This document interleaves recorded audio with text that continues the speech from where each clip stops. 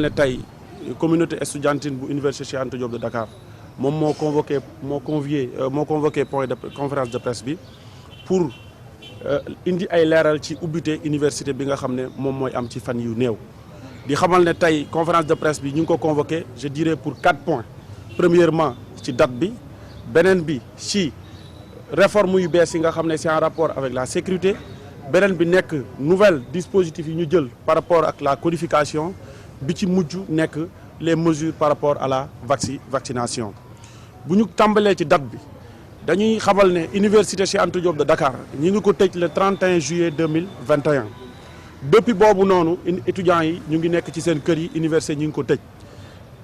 tey jii nii ñuy xamal ne université dina tijjiwaat ay portam lundi bii di ñëw à partir de 8 heures pour les enseignements et le dimanche à partir de 17 heures pour les campus sociaux. reer bu nga xam ne tey jii danañ ko faral di def au niveau de l'université dinañ ko tàmbalee dimanche à partir de 18 heures.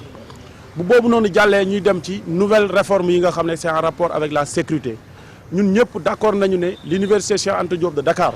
à l'image des autres universités sénégalaises dañuy traverser benn insécurité notoire et je pense que communauté sénégalaise bépp mën nañ ko témoigner. loolu moo tax les autorités académiques les universitaires les amicales et les étudiants ñu décider ensemble pour mën a assainir suñu université. assainissement boobu nag fu muy commencer mooy ñu contrôler suñu ay accès mooy dugg ak génn bi nga xam ne moo am université Cheikh Anta Diop de Dakar constaté nañ que ne université ku mu neex dugg ku mu neex génn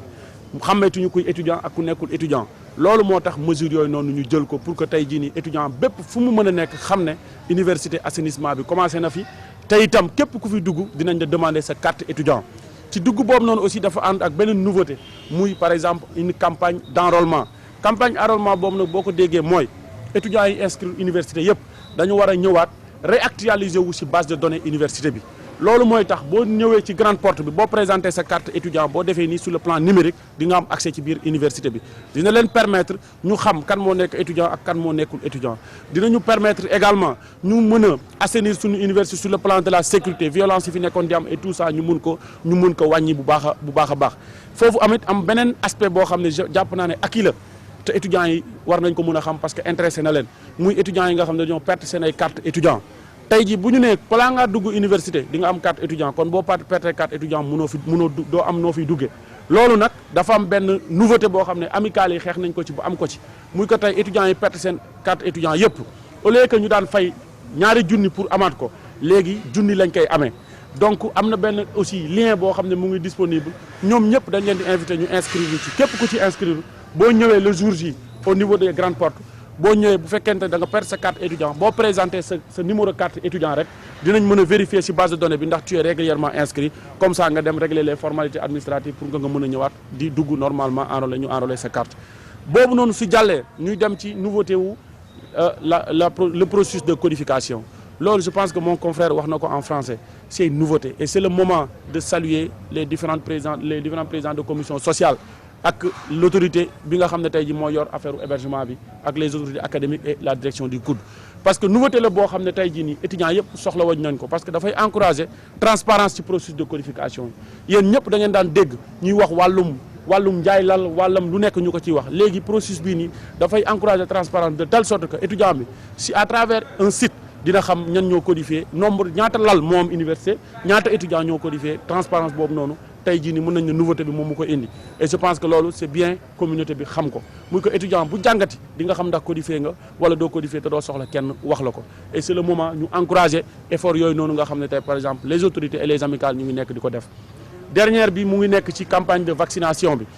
temps yi dégg nañ fi coow lu bëri ci université balaa ngaa dugg forcément da ngaa vacciné wu balaa ngaa dem BU da ngaa vacciné wu balaa ngaa dugg resto da ngaa vacciné wu ñu bëggoon ci apporter benn précision. di wax que ne d'abord ci constitution yëpp ci àdduna bi la vaccination acte de citoyenneté la mais tamit la vaccination n'a jamais été une obligation fenn ci àdduna bi et je pense que loolu noonu ku nekk ci ñun xam na ko su fekkente nag pour des nécessités yeneen préalable mun na ci am mais au niveau de l'université Cheikh Anta Diop de Dakar vaccination mosu fi nekk obligation loolu dañoo amoon yéene leeral ko suñu camarades étudiants yi mais terewul tamit ñu leen di inviter à ce que ñu vacciné wu parce que bu ñu vacciné woo c'est protéger notre université protéger suñu bopp protéger suñu communauté loolu moo taxoon ñu ne nañu leeral nit ñi pour ñu xam ko que xam ne nekkul vaccination bi musul nekk obligation te du mës a nekk obligation au niveau de l'espace universitaire di wax di tënk rek que ne loolu moo taxoon ñu convoqué point de presse bi muy réouverture bi nga xam ne lundi la le 18 octobre